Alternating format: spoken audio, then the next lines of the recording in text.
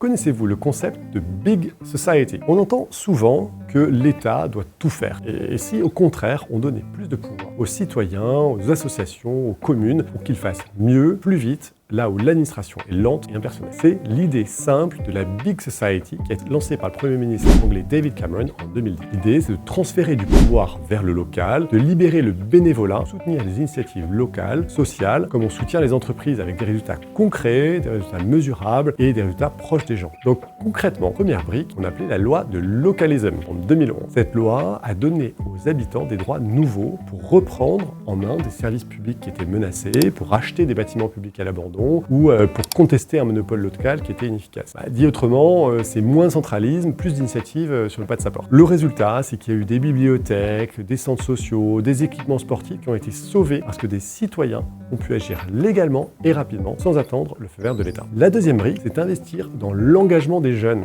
avec le National Citizen Service. Au lieu de discours moralisateurs, on a proposé à des lycéens de 16-17 ans un programme de quelques semaines. Dépassement de soi, projet d'intérêt général, mixité sociale. Le bilan, c'est après une décennie, plus de 700 000 jeunes sont passés par le NCS et ça a donné plus de 15 millions d'heures d'action communautaire. C'est massif, on a pu le tracer et ça a changé des vies, surtout ceux qui n'auraient jamais eu ces opportunités. La troisième brique de la Big Society, c'est de financer l'impact social comme on finance l'innovation. Le Royaume-Uni a créé Big Society Capital, une banque d'investissement social qui est alimentée notamment par des comptes bancaires dormants. Cette banque vient de franchir 1 milliard de livres investis et ils ont soutenu plus des milliers d'organisations et mobilisé près de 3 milliards supplémentaires de capitaux privés et philanthropiques. Encore mieux, les contrats à impact social qui ont été testés au Royaume-Uni ont généré environ 400 millions de livres d'économie et jusqu'à 3 livres d'économie pour une livre dépensée, en s'attaquant à des sujets durs comme le sans-abrisme, le chômage de longue durée. Et ça, c'est une dépense sociale qui s'autofinance en partie parce qu'elle paye au résultat, pas au discours. Rappelez-vous ce ratio, une livre dépensée, 3 livres d'effet. Vous allez me dire, c'est complètement utopique. Et pourtant, regardez à quel point c'est absurde quand l'État s'occupe de tout. On met des années à rénover des locaux associatifs, à rouvrir une petite bibliothèque. À l'inverse, il y a en Angleterre des villages qui ont financé eux-mêmes